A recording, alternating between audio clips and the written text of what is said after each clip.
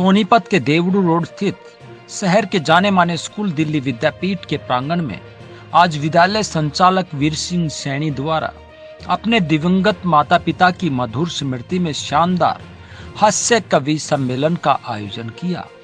इस दौरान बड़ी सी स्क्रीन पर उनके द्वारा दिवंगत माता पिता के साथ बिताए गए पलों को दर्शाया गया। कवि सम्मेलन में पहुंचने पर सभी कवियों का संचालक वीर सिंह सैनी ने फूलमाला और स्मृति चिन्ह देकर स्वागत किया।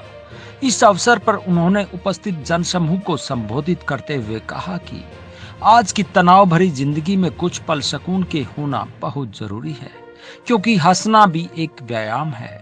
जब मौका मिले हंसना चाहिए।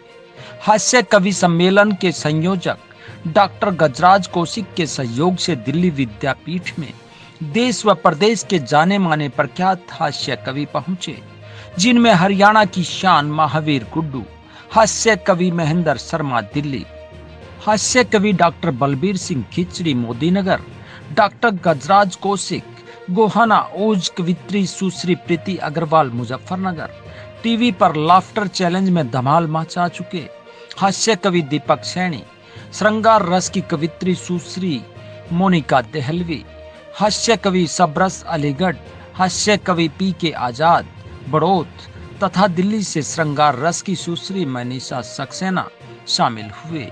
कार्यक्रम की शुरुआत हास्य कवि महावीर गुड्डू द्वारा शंख बजाकर की गई।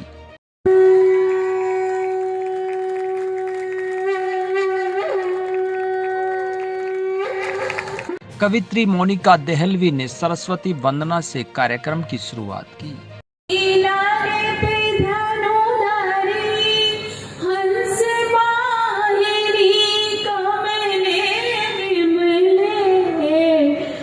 मंच संचालन हास्य कवि महेंद्र शर्मा ने किया, जिनके द्वारा कवियों पर की गई मजाकिया टिप्पणियों से दर्शक तालियां बजाते और ठहाके लगाते हुए दिखाई दिए। भाई तो है, मौत के रास्ते तो बहुत है, मगर जिंदगी देने वाली एक माही तो है।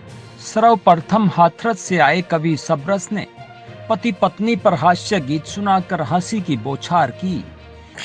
तुझ जैसी से कितना अकल का कच्चा था, शादी जो करी तुझ जैसी से कितना अकल का कच्चा था, अब समझा फेर लगा करके तुझसे तो रवैया अच्छा था।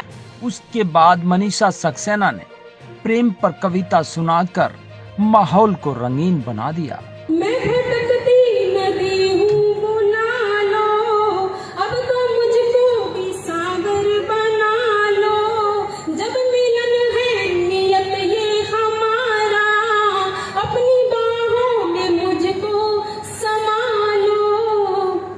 साथ तुम हो तो लड़ जाऊंगी मैं, साथ तुम हो तो लड़ जाऊंगी मैं, जिंदगी में कोई वहीं हास्य कवि डॉक्टर बलबीर खिचड़ी ने सभी कवियों को बाबाओं की संज्ञा देकर दर्शकों को हंसा हंसा कर लोटपोट कर दिया। डॉक्टर नर्सिंग होम के मालिक आप सब जानते हैं कौशिक जी, ये डॉक्टर नहीं, ये जगत गुरु रामपाल है। सारे यहाँ बैठे हुए जेल में कौन है? उधर हनीप्रीत है। मुजफ्फरनगर से आई ओज कवित्री प्रीति अग्रवाल ने सबके अंदर देशभक्ति को जगाने का काम किया। लाफ्टर स्टार दीपक सैनी ने हास्य कविताओं सहित नेताओं की मिमिक्री कर तालियां बटोरी। मोदी अच्छा दिन, कब अच्छा दिन आएगा, कब अच्छा दिन आएगा, कब आएगा अच्छा दिन। नीचे से लड़का उठा, बोला जी 9वीं फेल आपका लड़का उप मुख्यमंत्री बन गया, और कितने अच्छे दिन होंगे। कवित्री मोनिका देहलवी ने प्रेम रस की कविताएं सुनाकर माहौल में प्रेम के रंग भर दिए। प्यार से झूमना चाहत का मजा आता था, हर घड़ी तेरी मोहब्बत का मजा आता था, हर घड़ी तेरी मोहब्बत का मजा आता था। दूर पर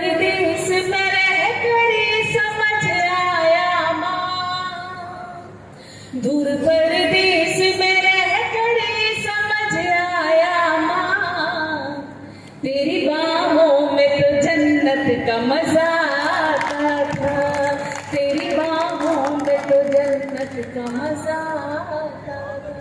कार्यक्रम में कवियों का गुलदस्ता सजाने वाले डॉक्टर गजराज कौशिक ने माता पिता के आज के हालात पर कविता सुनाकर व समाज की कुरीतियों पर चोट की और हास परिहास से लबरेज कविताएं सुनाकर दर्शकों के चेहरे पर मुस्कुराहट लाने का काम किया।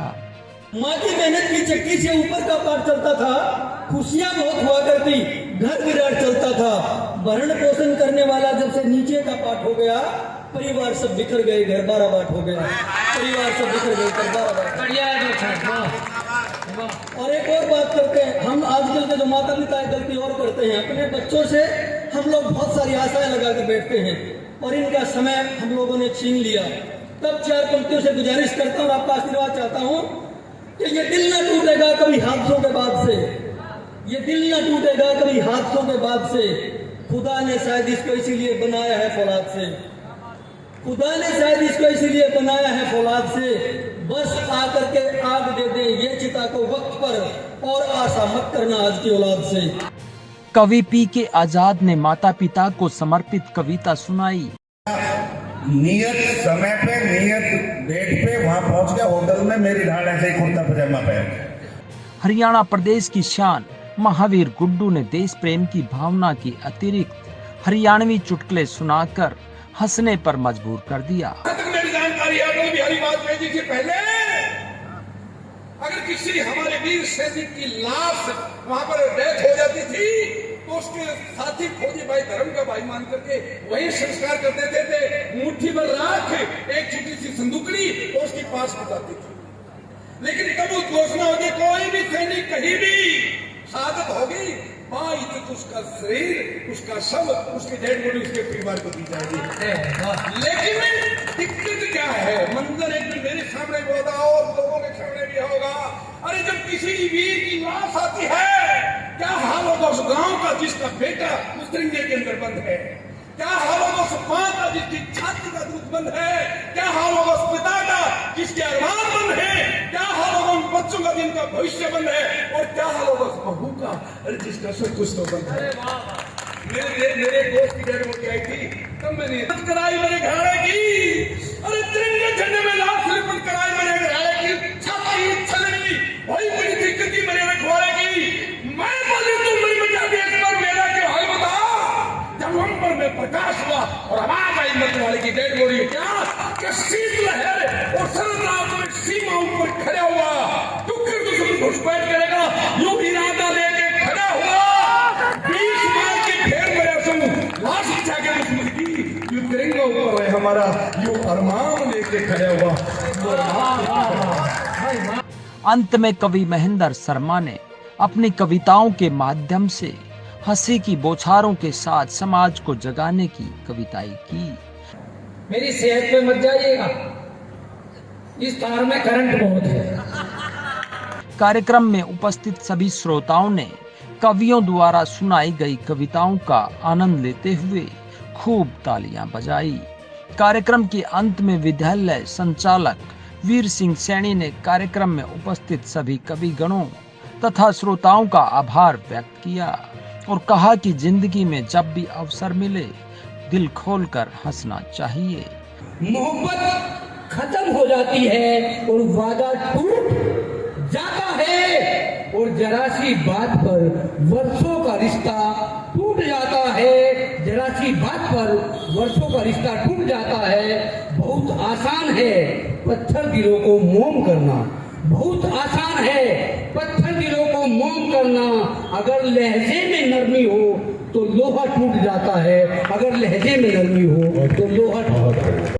पूरा मनोरंजन चलता रहेगा और मैं प्रेरणा भी जाएगी कि भाई सबको अपने पिता माता को याद करना चाहिए, भले वो चले जाएं, क्योंकि वो हमारे लिए पूजनीय होते हैं हमेशा के लिए। धन्यवाद सबका। जगत महान न्यूज के लिए सोनीपत से तेजवीर सिंह की रिपोर्ट।